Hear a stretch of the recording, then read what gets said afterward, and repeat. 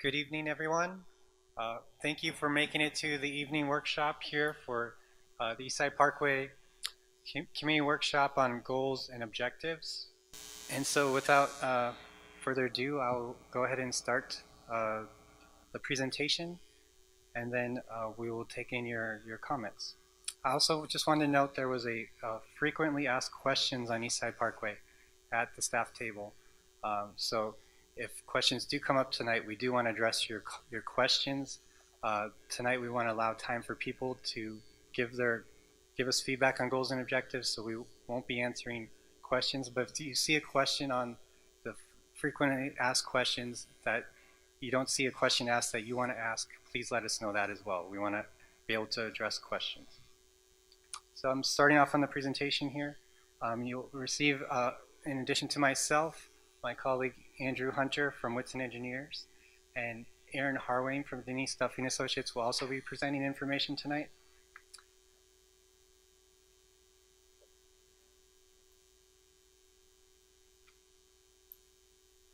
And we'll be covering these three topics. I'll be covering the Eastside Parkway background. Andy will be covering the roadway network. And then Erin Harmon will be looking at the CEQA goals and objectives. Next slide. And then we will take a public comment after the presentation. So on the FORA transportation background, so there was, as of the closure of the base, the Army had a network here. And that network served the purposes of the Army to house and feed and train the soldiers until when the base closed in 1991 and the soldiers left in 1994. So that network that remained, that we inherited as a community, had an orthogonal grid in the Army developed footprint. And so that meant that the roads were tightly held next to the buildings. They met at right angles, and it was internally focused for the needs of the Army.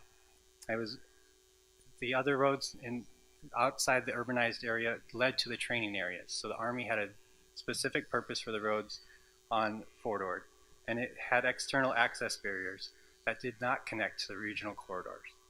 And I'll depict that in the next slide here. So you see the corridors are around the time of closure in 1991. There was a northern route that went around the base. It went from Highway 1 to Reservation Road, to Blanco Road, and to Salinas. And there was a southern route that goes from the peninsula to Salinas via Highway 68, Monterey-Salinas Highway. So even in 1991, the dynamics we face today were present. So the workforce largely would live in the Salinas Valley, and the jobs, hospitality jobs, government jobs, were in Monterey Peninsula. So for the first time after the closure, the community had an opportunity to plan the network to going through the former Fort Ord.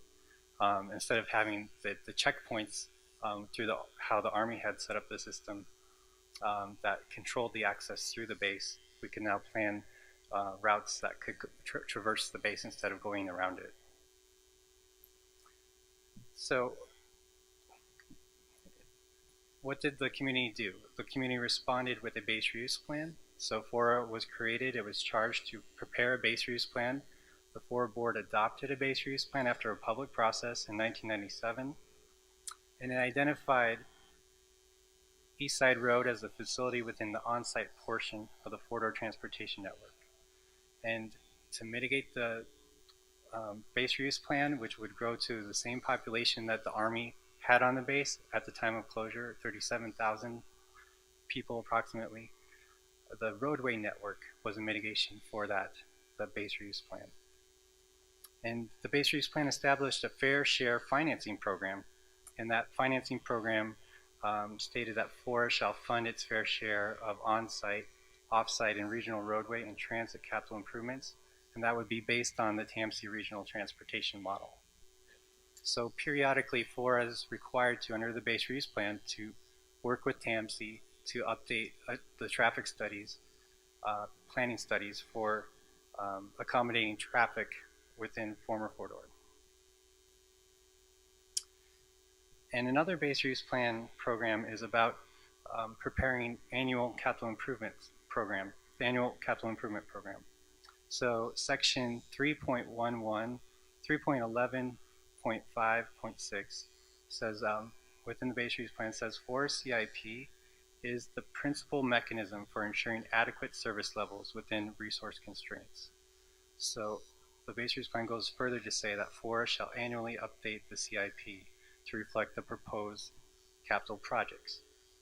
So since 2001-2002, Eastside Road has been included as a future on-site transportation facility in FORA's capital improvement programs. In December 2009, the board approved a mid-year CIP, and this prioritized Eastside Road funding in the CIP. In 2010, county staff suggested renaming Eastside Road to Eastside Parkway. So that in 2010 was when the name changed to Eastside Parkway.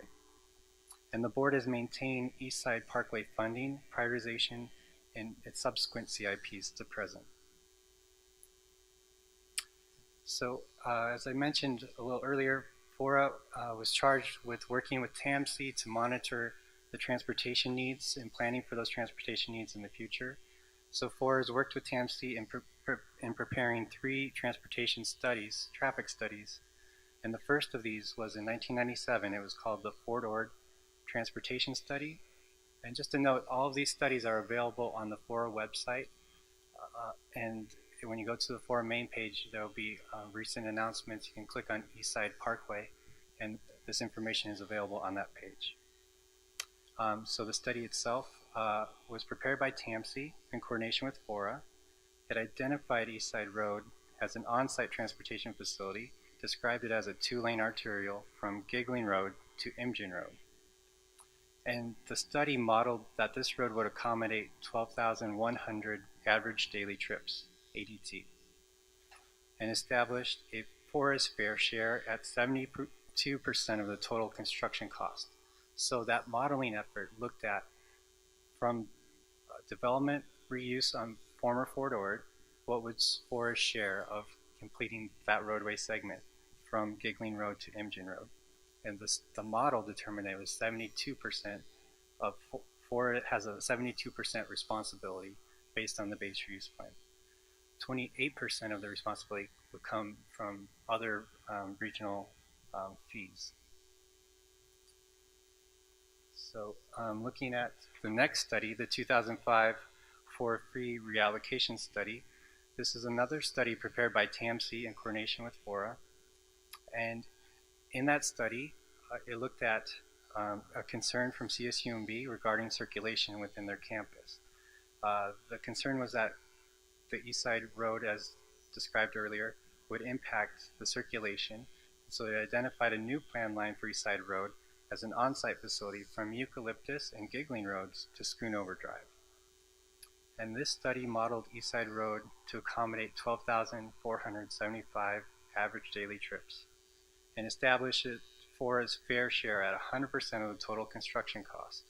And so this was a policy choice. The study itself had a different nexus basis for FORA's share of the on-site projects depending on what percentage was within Fort Ord and what percentage was from regional traffic load. But because of FORA's funding source, the Community Facilities District, there was flexibility in the use of funding. So the funding provided a policy option of funding 100% of the local roads and slightly less on the regional roads within the Fort Ord network.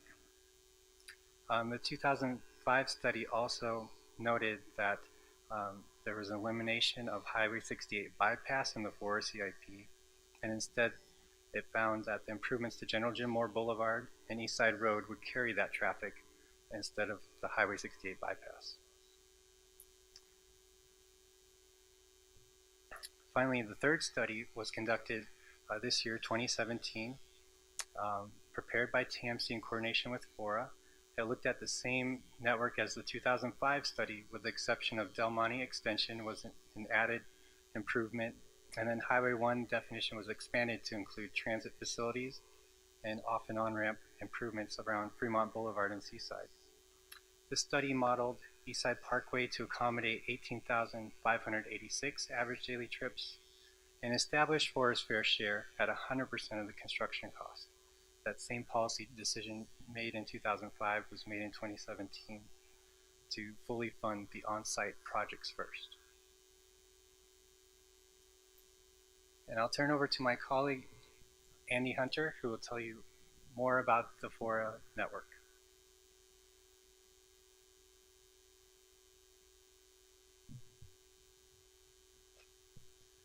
Good evening. My name is Andrew Hunter, and I'm with Whitson Engineers. We're a local civil engineering firm here in Monterey, and I'm happy to be here today to give a brief overview of the existing roadway network in and around Fort Ord. So the map in front of you on the screen includes the Monterey Peninsula and the Salinas Valley. So Monterey and Seaside over here, Salinas Valley here. Today we are about where the red dot is. As Jonathan mentioned earlier, when Fort Ord was a closed military base, one had to travel around the perimeter to get between the Monterey Peninsula and the Salinas Valley. Today, with Fort Ord open, these routes are similar, and they include Highway 1 to Imgen Parkway, Reservation Road, and Blanco Road, highlighted in green, and then Highway 68, Monterey-Salinas Highway, from Highway 1 into Salinas. Now let's take a closer look at that same map looking at Fort Ord. Once again, these routes highlight again, Imgen Parkway from Highway 1, Reservation Road, Blanco, and the Monterey-Salinas Highway, Highway 68, around here to the south.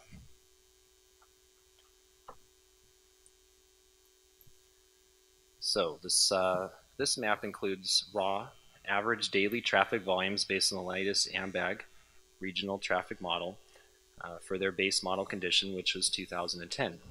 And bear with me, I want to review some of these numbers with you. I know they're going to be a little hard to read on the screen, so I'm going to highlight some of them out. First off, Highway 1 has 72,200 average daily trips, ADT. That's a term that Jonathan was using earlier, and that's a total in both directions. Imgen Parkway has 15,900 ADT. Blanco Road, 23,200. Highway 68 in the vicinity of where that box is there, 31,200 ADT. Once again, these are based on the AMBAG model base year 2010 data. Reservation Road has 11,300 ADT. Davis Road heading towards Salinas, 9,800. And Inner Garrison Road in the section between East Garrison and the campus has 7,000 ADT. Lastly, General Jim Moore Boulevard in this portion of Seaside, 2,300 ADT. Once again, 2010. Now, a lot of numbers there. What do they mean? So this next slide might look a little familiar to some of you here. This is just straight off a Google traffic map on a typical Tuesday morning at about 8 o'clock. As you know, red colors mean slow traffic, green color is free flowing. If I zoom in on some of these areas, you can see the distribution of the traffic patterns there. We have southbound has some darker red on Highway 1. Up towards Marina, that red continues southbound. Imgen Parkway has some orange color as well. Highway 68 has some darker red as well. Once again, this is just straight off of Google, typical Tuesday morning peak conditions.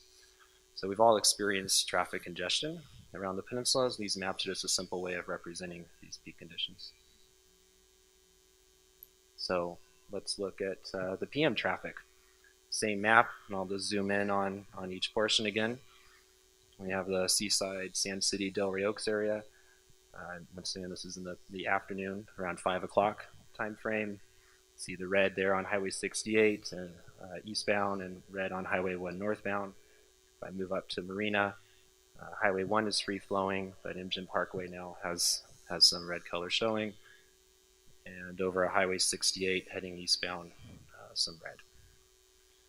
So now that we've highlighted the existing traffic conditions around Fort Ord, let's review the FORA Capital Improvement Program, CIP, as Jonathan was introducing, and the TAMC fee reallocation study that Jonathan was mentioning. One intent of the FORA CIP was to mitigate traffic for the reuse of Fort Ord. This opens the former base up for new local and regional trips, as opposed to the historic closed orthogonal network that Jonathan was highlighting earlier. The complete FORA CIP transportation network serves both local and regional traffic. And the following slides here are going to be the FORA CIP as it's listed out in the 2017-2018 version. The CIP is categorized into three main transportation type projects. So these three up on the screen first are what is known as the regional projects. We have Highway 1 improvements in the Seaside Sand City area, Monterey Road interchange, and Highway 156. Off-site transportation projects in the FORA CIP include Davis Road, north and south of Blanco Road in Salinas, Reservation Road from East Garrison to Davis Road, a couple marina projects, Crescent Avenue extension to Abrams, and the Del Monte or 2nd Avenue extension in Marina. And lastly, we have the on-site FORA CIP projects. A couple in Marina, we have Abrams Drive, 2nd Avenue to Crescent Court, 8th Street from 2nd Avenue to Inner Garrison Road, Giggling Road in Seaside, Salinas Avenue from Abrams Drive to Reservation Road, once again in Marina, and South Boundary Road upgrade in the Delray Oaks Monterey area, and Eastside Parkway, which is the subject of this workshop. It's classified as an on-site FORA CIP, as Jonathan was giving you that background. The 2017 TAMC fee reallocation study that Jonathan introduced evaluated the FORA CIP in relation to existing and future traffic conditions. The conclusion of the study is that the entirety of the FORA CIP roadway network will mitigate for the reuse of Fort Ord.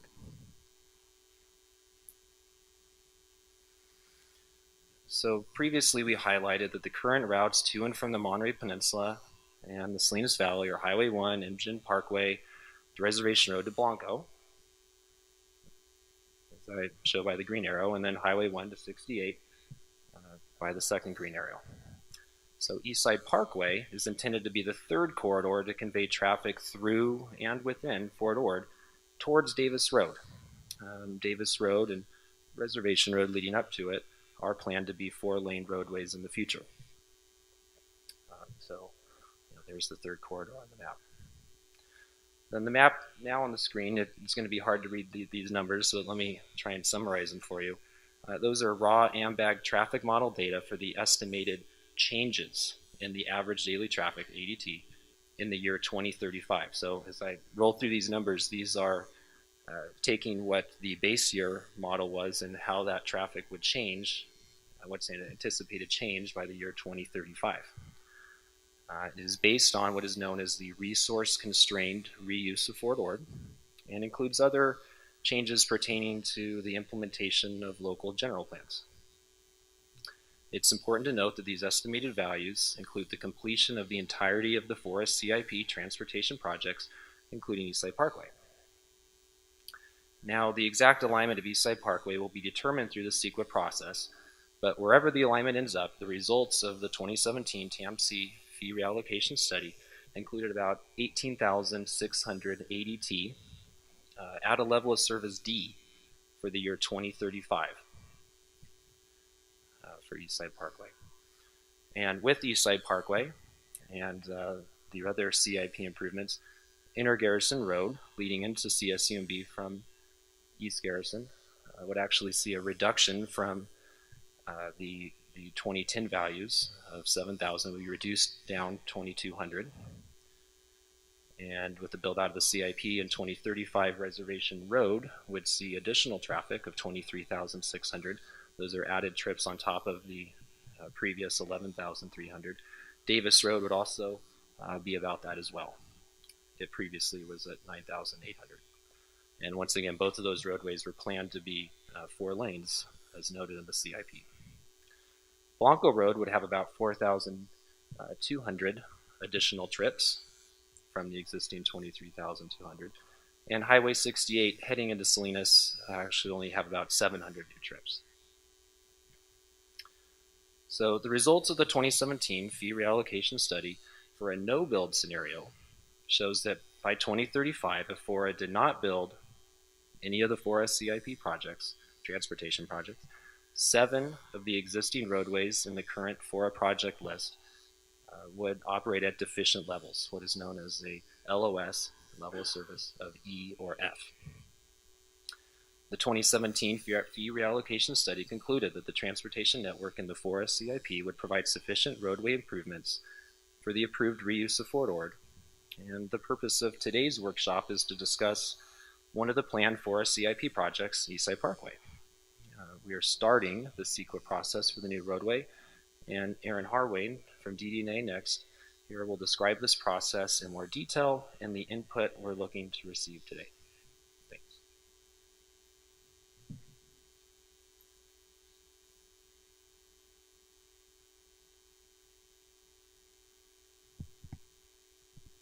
Thank you, Andy. And thank you all for taking your time tonight to come provide input on this project. We really appreciate you taking time out of your busy schedules. I'm Erin Harmon. I'm a senior planner and environmental scientist with Denise Stepping Associates. And as I told the first session this afternoon, please pardon me from reading. It's more than I like to do during a public presentation, but I tend to improv, and I want to make sure everyone gets the same information. So we are here today because we are initiating the environmental review process in accordance with the California Environmental Quality Act, or CEQA. The purpose of CEQA is to ensure a high-quality environment now and in the future by providing information to decision makers and the public about the potential environmental impacts of a proposed project. In compliance with CEQA, FORA prepared a program-level EIR for the reuse plan in 1997, which analyzed a program for the reuse of the former Fort Ord. A programmatic EIR evaluates plans and programs at a broad level, a more generalized level of analysis, while a project-level EIR is prepared for specific projects at a more detailed focus level. The programmatic reuse plan EIR evaluated the potential environmental effects of the reuse of the former Fort Ord, but it did not analyze all plan components at a project-specific level. The reuse plan contained goals and objectives for the reuse of the base, and also included a proposed transportation network, which identified the need for a east-west, north-south. Everyone has, we're directionally challenged in terms of trying to get through Fort Ord, but a third corridor, as Andy put it, to move vehicles from the Salinas Valley to Monterey Peninsula through the former Fort Ord. The EIR identified an alignment for this corridor, calling it East Side Road. As Jonathan and Andy described and provided an overview of the additional transportation and planning studies related to this corridor that have been completed since the reuse plan EIR, as well as the need for this corridor. Now FORA is acting as a lead agency under CEQA, initiating the project-level process for this corridor. A lead agency is defined under CEQA as the agency that is primarily responsible for carrying out and funding a project, as well as coordinating and consulting with responsible agencies. Responsible agencies are those with jurisdiction over a project. Under CEQA, public participation is solicited for a proposed project early in the environmental review process, typically when a notice of preparation for an EIR is distributed. The notice of preparation requires a project description. In light of recent court decisions, FORA is now considering all potential alignments for this corridor on equal footing. We are here today, also by the request of the Monterey County Fort Ord Subcommittee, to engage the public on their ideas for the goals and objectives for this project. Therefore, we do not have a specific project description for the notice of preparation at this time. We do not have a preferred alignment. CEQA requires the identification of a preferred project with an accurate, stable, and finite description of the project. A stable project description allows for informed public participation. So we are here today to solicit input from the public before preparing the project description and before issuing the notice of preparation to determine what the goals and objectives should be for this public transportation project. CEQA guidelines require that an EIR must contain a statement of the objectives sought by the proposed project. It should also include the underlying purpose. The goals and objectives should be clearly written to guide the selection of alternatives evaluated in the EIR. Goals and objectives are the starting point to developing a reasonable range of alternatives to be evaluated in the EIR. And why is the alternatives analysis important? It's because the alternatives analysis determines whether there is a feasible way to achieve the basic project objectives while reducing or avoiding impacts of the proposed project. So we've provided you an overview of the underlying purpose of the corridor. Andy and Jonathan described the reasons for undertaking the proposed project. I also described a couple of reasons why goals and objectives are important. One being they are required under CEQA, and two, that they guide the important alternatives analysis. In addition, setting the project goal is a first step toward developing a project description, which again we do not have at this time. Since we are soliciting input from you on goals and objectives, a few definitions and an example or two might be helpful to get those juices flowing. Maybe some coffee too. So what are the goals and objectives? A goal is a broad statement that defines what you plan to do in a project. What problem do you intend to address? It's the what. Next in the process is defining objectives that would help you in achieving that goal. Objectives are detailed statements describing the ways in which you intend to achieve the goal. They are the how. Let's go over an example. So the setting for this example is a medical clinic or a hospital. The goal is to reduce patient waiting time to less than 1 hour, which I certainly hope to be the case. As you can see, that is a broad, generalized statement. It is really about what the hospital what outcome the hospital is looking to achieve. In contrast to the goal, the objectives are narrow, precise, tangible, measurable. They describe how the goal will be achieved. A couple examples from earlier today. We had our session from 1 to 3. We heard a few public comments and examples of some goals and objectives I'd like to share again to get those juices flowing. One goal is, and I'm paraphrasing, so don't quote me on exact goals and objectives. One goal was not to sit in traffic. An objective would be to limit impacts to oak woodland and habitat and wildlife. We heard that very frequently. Another objective we heard frequently was to make sure the alignment didn't affect public access and safety to the trailheads and the recreational areas on the former Fort Ord. So that maybe sets the stage. Because what we're asking you to do tonight is tell us the what's and the how's of what you feel are important to considering this corridor. This is not the last time you will have the opportunity to participate in this planning process. There are a lot of opportunities along the way for the public to participate and provide input. This is a draft schedule for the environmental review process. The schedule is subject to change, and we encourage you to check out the project webpage for announcements and updates. The webpage is shown at the bottom of the slide here. In addition, Ikuyo and Heidi are back there with a contact list. If you want to provide your email to get email updates, we're happy to add you to that list. As I mentioned, we will be preparing a focused project-level EIR on a corridor to be determined. To touch on some of these scheduled milestones where you have the opportunity to participate, the next opportunity is at the January 12th FORA board meeting, where the FORA board will consider the goals and objectives for this proposed project, including your public input from this process today. We will then be distributing the notice of preparation for a 30-day public review period. During that 30-day public review period, you will also have the opportunity to submit comments and participate in a public scoping meeting that will occur during that 30-day period. We will then prepare the draft EIR and distribute that for a 45-day public review period, where you will also have the opportunity to provide comments and also participate in at least one public meeting during that review period. We anticipate that the final project approval and EIR certification will occur in July 2019. We will also hold at least one public hearing during that time and look forward to your participation at that time as well. So now I will turn it over to Jonathan, and he will provide instructions for submitting your comments today.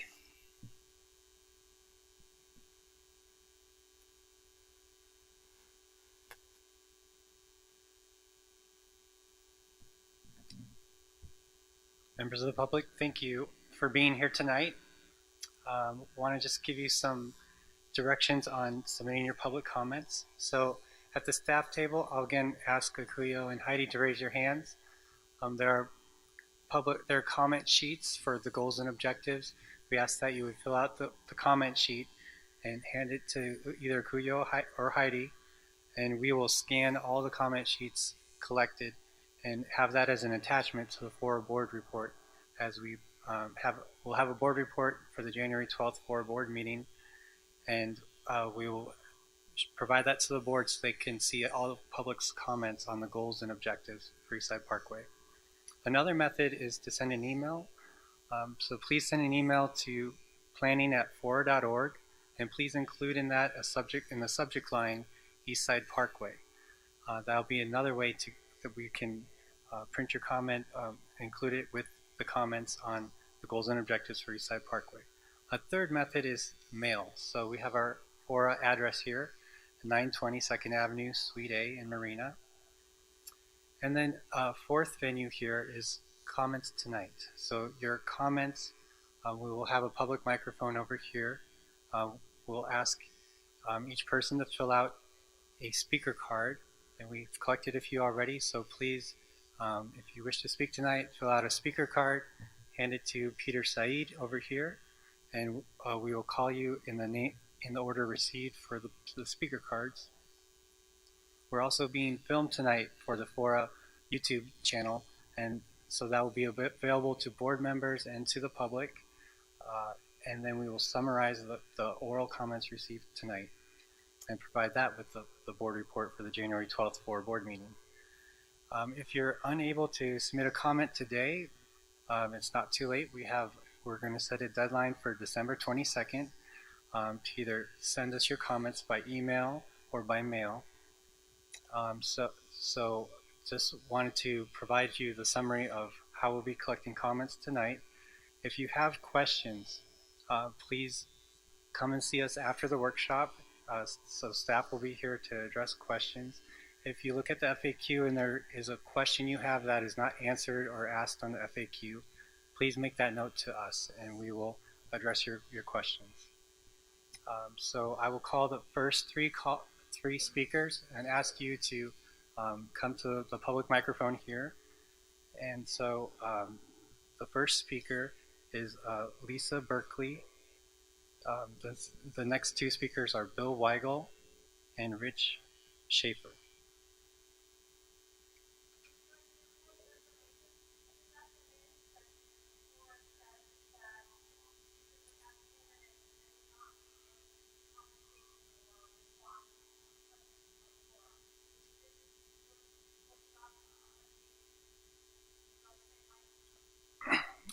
I'll just repeat myself one more time here. I've asked to look at the FAQ. If there's a question you have that is not addressed on the FAQ, please make a note of that question and let us know. But we will not be answering questions during the workshop. Are we on? Good evening. My name is Lisa Berkeley and I'm a citizen of Marina. And first thing, I just need to comment, I had expected this was going to be an interactive workshop. By the nature of just the room design, with at least 30 feet between the speakers and the community, there's kind of, one could say, a little intimidation, maybe not intended, but it's a little awkward. And so I'm first really disappointed that this is not set up in more of an interactive way. This is supposed to be community engagement, not just where we speak, but where we can actually learn a little bit more from you for questions that are not just in the presentation. With that said, more than a week ago, I sent an email to Director Hulamard as well as info at FORA and have yet to hear a response. So I'm just going to read it to you because I'm a bit confused. And it was very simple. It was in advance of the two upcoming meetings to identify and define the goals and objectives of the Southwest Northeast Passageway through the former Fort Ord. I'm trying to clarify a few things. As I understand it, the intended Eastside Parkway is being proposed as a CEQA mitigation. I find this a bit confusing as I'm not sure for how this addresses CEQA's requirements. would you please either send me or direct me to the relevant documents and the appropriate page number that address which CEQA mitigations are being, address which CEQA mitigations building the Eastside Parkway will address.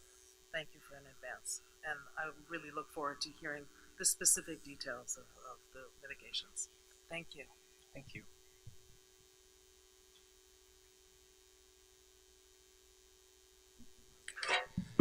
Bill Waggle, Seaside. I'm with Sustainable Seaside, also Keep Forward Wild. I spoke also this afternoon. And I want to say again, I'm really disappointed that this is really not a workshop.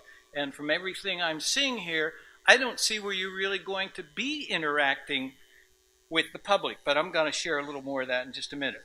First of all, objectives. One is I think you or someone needs to look into the Monterey Peninsula area holding capacity. We're treating it like it's infinite. It is not infinite. Many of us would say it's been exceeded already, and that you're considering a project which might facilitate exceeding it even more. Two, what is the Monterey an objective is find out what the Monterey Peninsula visitor capacity is. Anyone who spends time trying to travel around here during events or weekends realizes that that also is not infinite, and yet we're not dealing with it. As Mike DeLappa pointed out today, we need data. You're not presenting us some of the relative data. You're giving us a little bit of data, but it's not everything we need.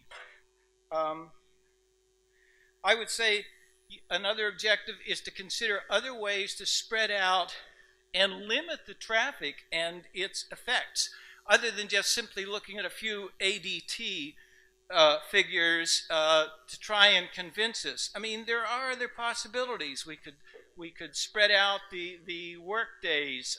We could add lanes to the highways, and there are other things too. Infill would help too. Goal 4. Instead of considering our area to be blessed with this incredible regional park that we have here that probably exceeds what we have in terms of being a year-round outdoor recreational venue of all sorts for people around the country, and trying to attract them for that, we're going to build a highway right through it and destroy the habitat? Does that make sense? It certainly doesn't make sense to me. So, okay, and number 5, geez. I looked at your timeline there. Between now and January, it appears as if you're going to present a fait accompli to the board without allowing us to give you more input. You need to have more input from the people that live here. This is not just a few members of the FORA board doing this. Thank you, Jonathan. Thank you.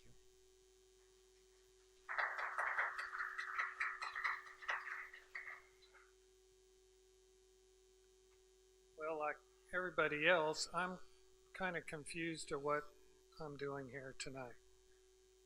There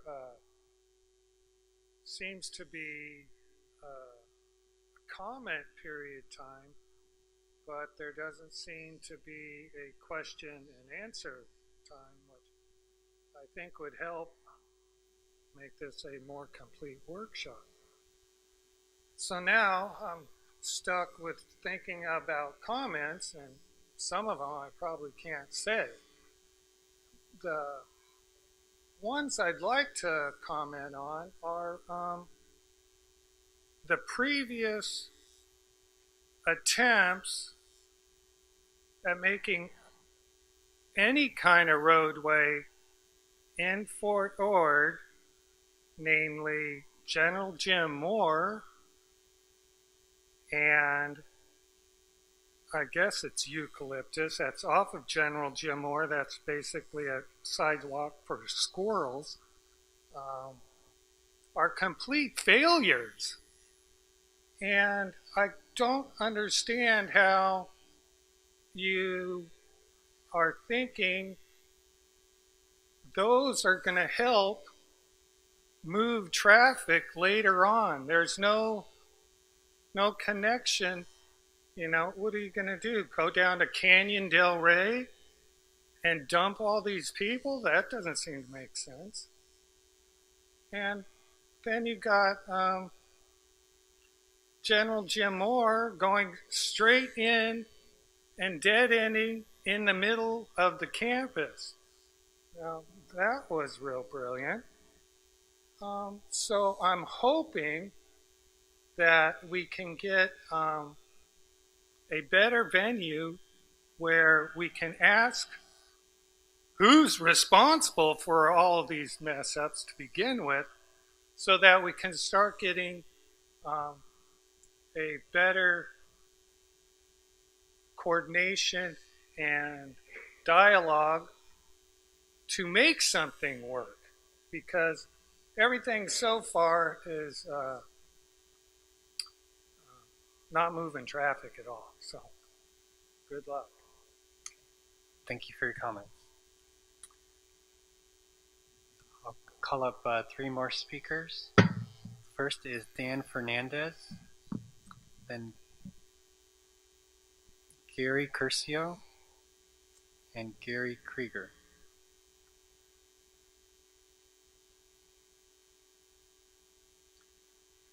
Good evening. I want to say that the construction of, I don't support the construction of, or this planned construction of this parkway. Typically when you have congestion problems, which we have some of, and a new road is constructed, it does not relieve the fundamental problem that we're trying to solve in the first place, which is congestion. What happens is that it encourages more people to use the road, which creates more congestion later on. This, I think, a critical and fundamental issue that has to be considered in this topic of building a road is the issue of why are people driving from one part of the peninsula to another? Why are they driving from Salinas to Monterey? And a big consideration for that is the issue of affordable housing. That's what we need to be looking at. It's not about building roads to get people from where they're living 20, 30 miles away to the Monterey Peninsula to work. Let's build housing that they can afford to live in, and they don't have to commute as far. That'll reduce our carbon impact, our carbon footprint regionally, which is of critical importance, and it's going to be of growing importance. And it'll also reduce congestion, and it will eliminate the need for constructing this road on beautiful land that we want to maintain. So I want to say, let's broaden the view. Let's look more at the vehicle traffic counts, and more at issues of housing and lifestyle. And let's really protect this beautiful area that we have. Thank you. Thank you.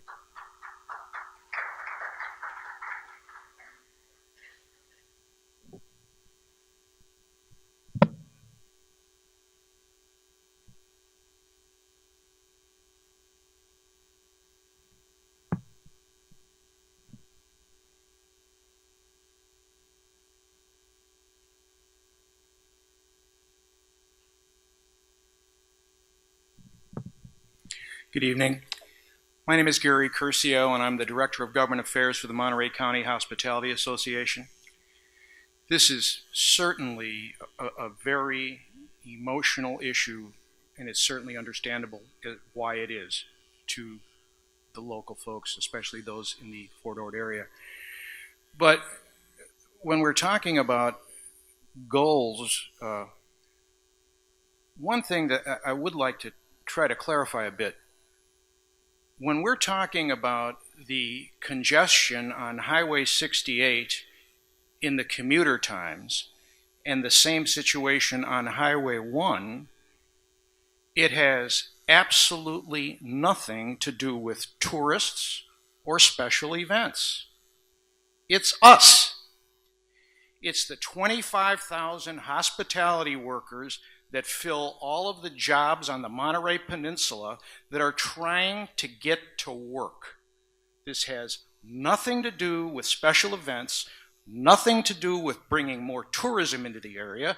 This congestion is caused by us.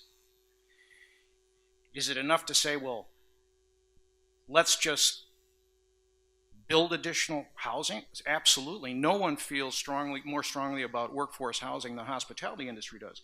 But the facts are that these folks are sitting in their cars trying to get from Salinas to the Monterey Peninsula, and it takes them at times 50 minutes to make a 15 to 20 minute commute. The idea of having an additional roadway that can alleviate some of this stress and commute time for us, not the visitors, certainly seems to make sense. So in closing, I would just like to, one of the goals that you should be considering for this is some method to reduce the commute times. Thank you.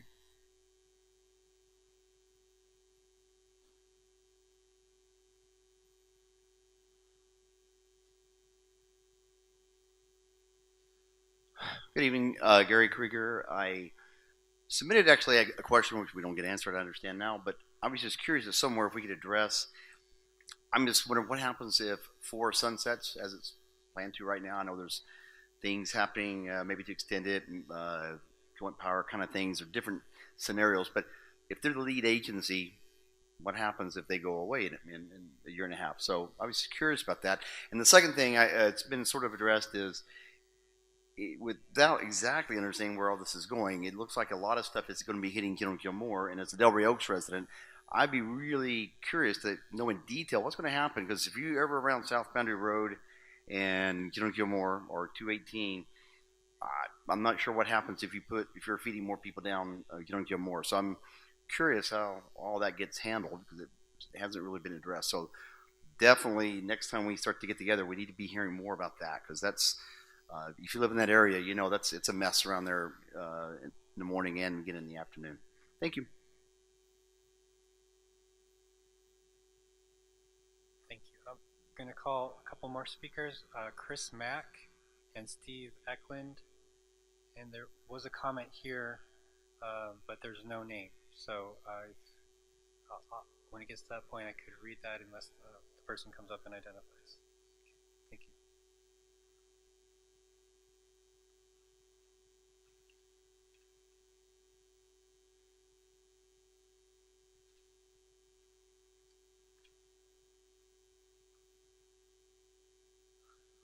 Okay, give me a second. Actually, I was expecting more of a workshop too, so I'm a little surprised about the format. One comment I had was you named a lot of ADT numbers, and you kind of went over very briefly, but it's not on the sheets you presented for 2035 anticipated loads. What roads become 4 lanes and which stay 2 lanes, like Imgen is a 2-lane road.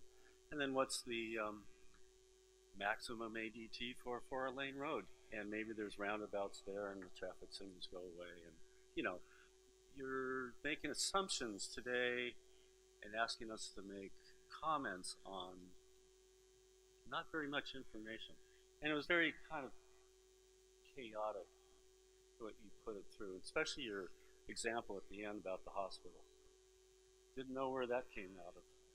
But I do reiterate some of the other comments about the open areas of Fort Ord should be preserved, and whatever road goes in there, even, you know, do we need that road or a road in that area to alleviate traffic? I'm sorry, I'm looking for a page, because you had 2017 fee allocation study. Eastside Parkway to accommodate 18,586, and then a 2005 page, wherever it is, was something like around 12,000.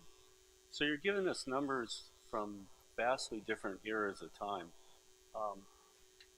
And I don't know how to coordinate those two, that language there. It's like you're speaking 2 different languages. You didn't clarify how those numbers relate to each other. Anyways, I don't know what to do. I thought maybe we were going to have some input, like put on like comments, here's a map, and where would you see the road or not. My one comment is, definitely no road through the open spaces. There's other areas to do it. Giggling Road down to Reservation and 8th Avenue. There's that's a fine road.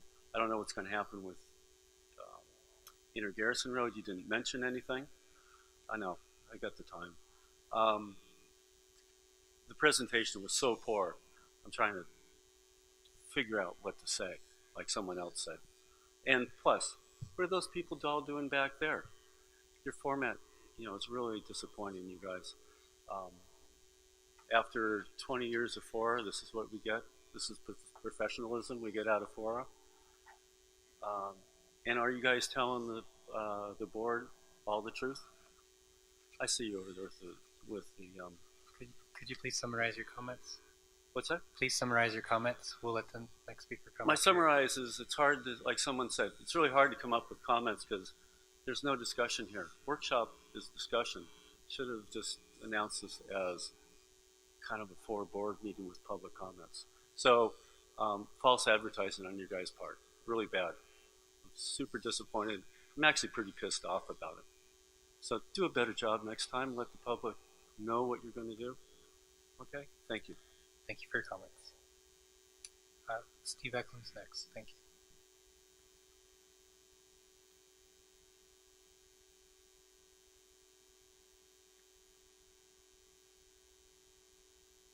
When I lived at Fort Ord, I hated the place, but I never realized how beautiful it was. All I saw was the barracks I lived in and the rifle range I shot at, and the office I worked in. But I never realized how beautiful so many parts of it were. And I hope instead of destroying the environment, maybe you can use the stuff that's already there.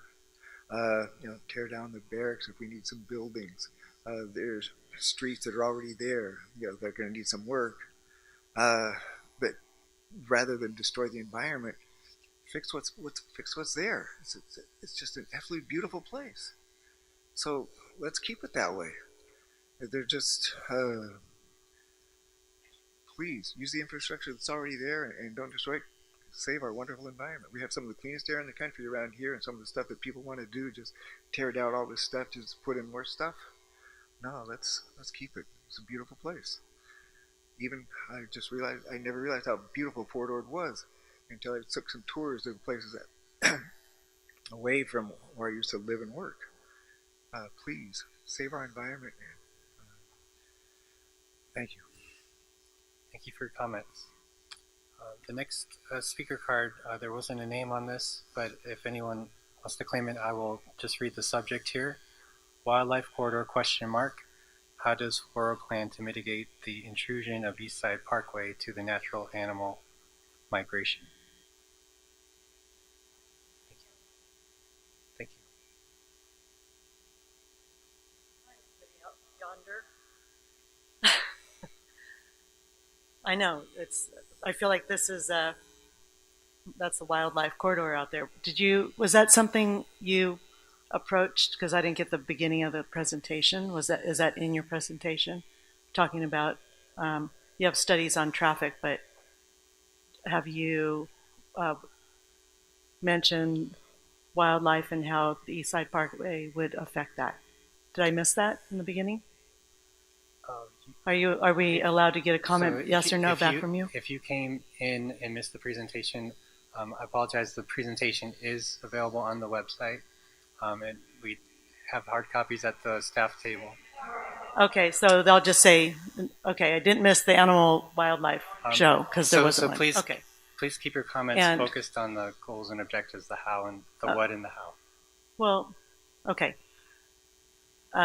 So that was my question, how that will affect. And then I don't think you also talked about getting on. You showed us East Side Parkway, but we didn't talk about where do you get on it. It looks like you come up Broadway or Seaside. I didn't really understand how you get to East Side Parkway at either end. Right now we're taking comments on goals and objectives. So we ask if you could keep your comments that is my focused comment. on that. I'm not understanding. I don't feel that you clarified this is about Eastside Parkway that you clarified.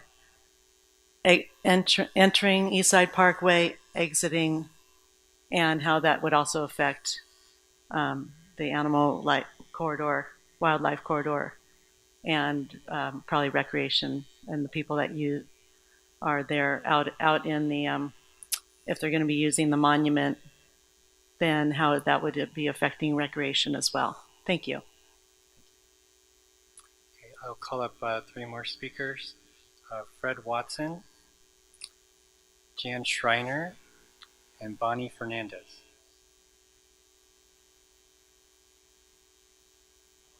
Hello, my name is Fred Watson. I'm a professor at CSUMB. Firstly, I appreciate what you are doing, what all the staff and elected officials are doing. Obviously, a decision was made to run the meeting a certain way, and you're sticking to that decision, and I understand that you have to, so it must not be a fun process for you. I want to point out that on the detailed timeline, it's not clear on that timeline when and by whom the preferred alternative will be developed. So there's opportunity for further public input, but it's not clear if there would be input in the further input in the process of developing a preferred alternative. I really liked the way the city of Seaside ran the campus town process. They had a long process, about a week there, where we could all come in and have a 2-way discussion with a variety of folks involved. And at the end of that, they summarized what they heard. And we all left thinking, oh, good, we had some input, we discussed it, we learned. They've come up with some straw man plans, and they're going to go and work on that. I really felt like we were heard, and it was, and everybody kind of learned from both sides, if you like. So I'd recommend that we extend this timeline and insert a process like that. The other day I was running up to the top of Palacorona with my daughter, and we saw a ship, a tanker, an oil tanker, and it made me realize someone very wise 30 years ago when they made the sanctuary said, let's keep the tankers 20 miles offshore. So we have all these folks who come to the Monterey Peninsula to see the sanctuary. We haven't put oil wells right there off of Cannery Row. We've got a lot of people who come and play golf. I spend a lot of time on golf courses. There are not sewage treatment plants in the middle of golf courses. We've got Fort Ord National Monument. We should not put freeways in the middle of the monument and the broader, beautiful habitat area surrounding it. Goals for this process. Formally recognize the value to the community of the entire Happy Trails area for recreational and habitat benefit, and specifically the way in which this value has grown substantially since the reuse plan to a degree that was underestimated by the reuse plan. Note the Happy Trails area, in my way of thinking, is the area generally north and northwest of the Fort Ord National Monument, south of Inter Garrison, east of the Veteran Cemetery, and west of Reservation Road. Second goal, reiterate the flexibility of the reuse plan to be subject to amendments as provided in the last paragraph of Volume 1 of the reuse plan. Third goal, choose an option with minimal risk of costing money but eventually not being constructed. Fourth, choose an option that maximizes incentive to build housing near employment, e.g. affordable housing in the peninsula cities. That's the fundamental thing that's really going on here. Choose an option that maximizes overlap with infill development. Am I out of time? Okay, thanks. I want to also encourage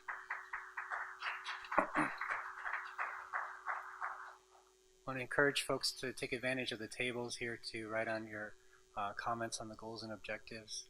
That's a resource you can use, and please feel free to move forward. The next speaker is Jan Schreiner.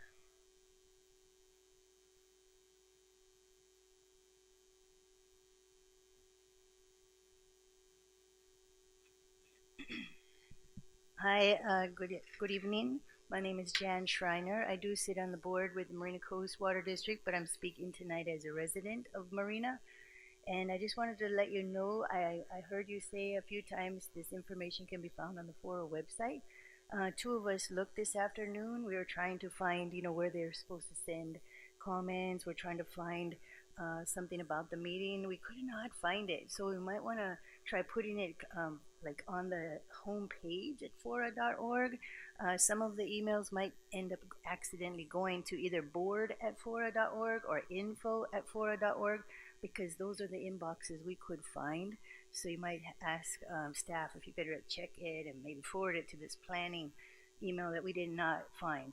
I just had heard this evening, tonight, that questions will not be answered. So that was a disappointment for me. I really prefer the charrette or the small groups interactions. It can be more effective, and sometimes even community building, which is what we really all want to do, right?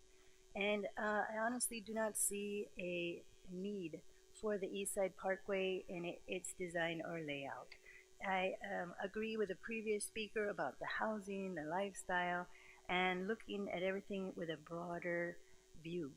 So some of my questions about the project were, what forms of alternatives are being considered and evaluated, including other methods of transportation, things other than cars. I know somebody mentioned industry component, the commuters. Some corporations and industries offer bus transportation, like Monterey Bay Aquarium is doing that for their staff.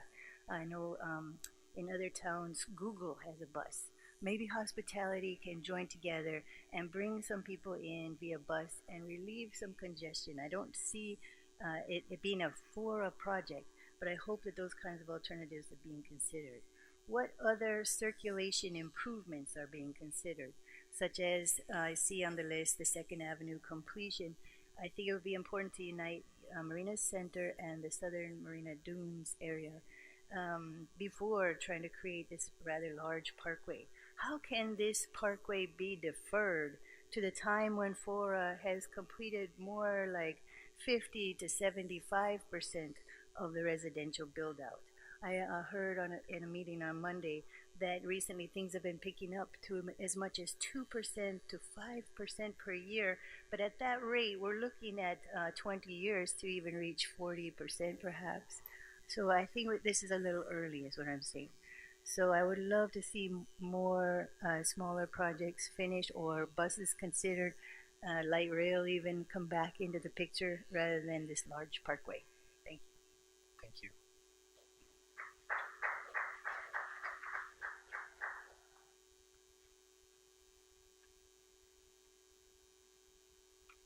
Hi, I'm Bonnie Fernandez, and I'm a 20-year resident of the CSUMB community, and I am a user of the Wildland mountain biker and hiker, and driver and commuter also. I'm completely flummoxed that there isn't a question time. I came here to learn and ask questions, and that's just bizarre that that's not possible. Doesn't feel like community building at all.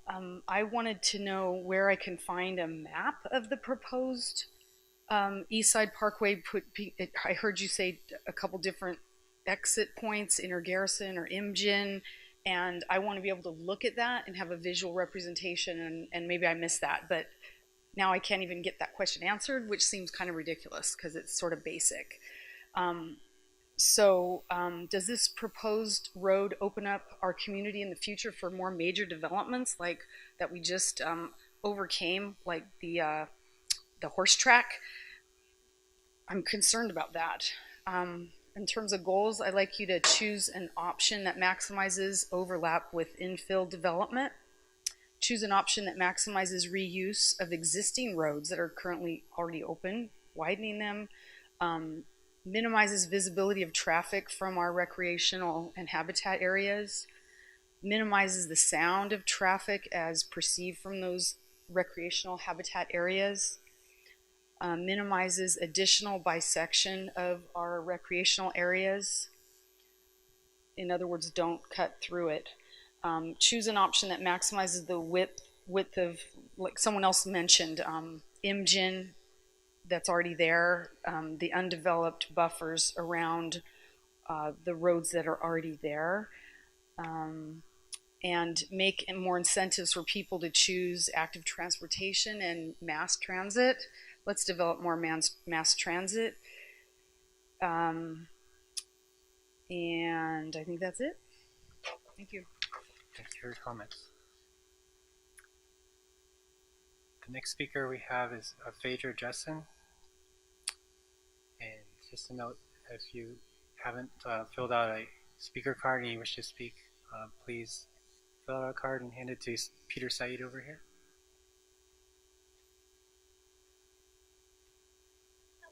I'm Phaedra Jessen. I've been a resident of Marina for nearly 20 years.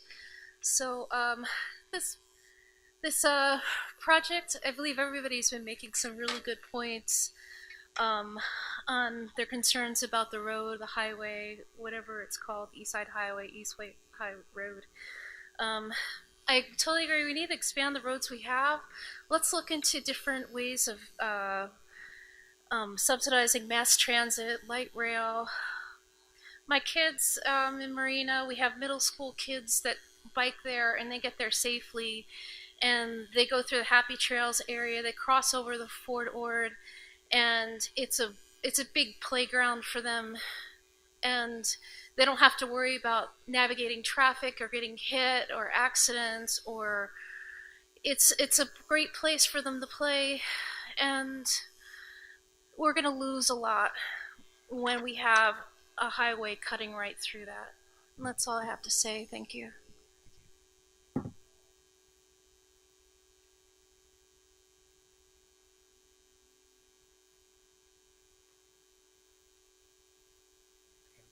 We have a speaker card from someone who already spoke. If there's someone who hasn't had a chance to speak yet, would like a chance to speak. Okay, we'll call Chris Mack for final comment here.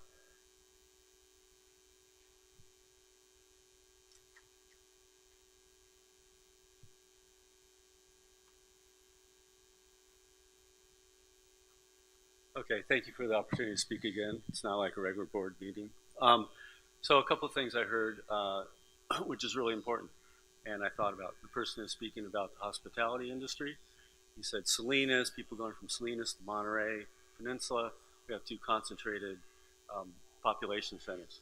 There's no reason why we can't, the hospitality industry can't somehow get together with TAMC or whatever to create kind of a bus system or something to get those people park and ride from Salinas or Castroville or these centers and bus them into the peninsula through these corridors that get the red lines like it was presented on the maps. So I think that's something to look at.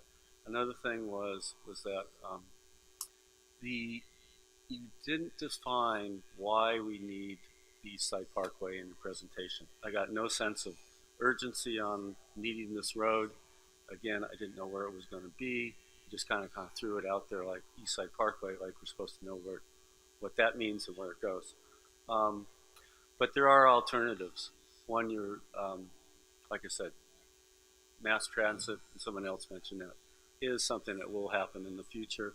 How many cars ride Highway 68, Highway 1, Emgen Road that are single-person cars? What happened to carpooling? Maybe we need carpooling lanes and encourage that type of stuff. 2 people to a car, that takes off 1 car off the road right there. Anyways, and then the other summary is I'm definitely against any road through any of the open space that's out in Fort Ord right now. There's ways to go around it. I think you need to look at improving General Jim Moore, get rid of those traffic signs, those stop signs, create roundabouts in there. If you want to spend money, spend it in improving the roads that are there now. The traffic patterns in Fort Ord are horrible. I thought that from the beginning when the base was closed. It should have connected Inner Garrison to Highway 1 a little bit easier instead of this roundabout way trying to go around the university. And General Jim Moore with all its traffic signs and stop signs. Yeah, you can't use that as a major thoroughfare. It's horrible. So you spend all this money creating that road, doing improvements. I'd like to see the staff members that approve those projects. And then coming off Light Fighter, you've got 2 signals within a couple hundred feet of each other off of the highway, and they don't seem to line up. You guys need to improve your traffic patterns on the base before you even look at adding new roads. Because right now, your traffic planning on the base is horrible. If it were me and I was your boss, I would have fired the person who okayed all those traffic improvements because they really don't work. Thank you so much for the second time coming up. I encourage anybody else who thought something. Thank you for your comments. So thank you for coming out tonight and giving us your comments on the goals and objectives for Eastside Parkway. Just wanted to also emphasize one more time that to fill out the comment sheets, you can hand those in today. And please return them to the staff table in the back. You can also submit your comments via email, planning@fora.org. Please put in their subject line Eastside Parkway. Mail to FORA, 920 2nd Avenue, Suite A, Marina. And staff's here if you have questions after this workshop.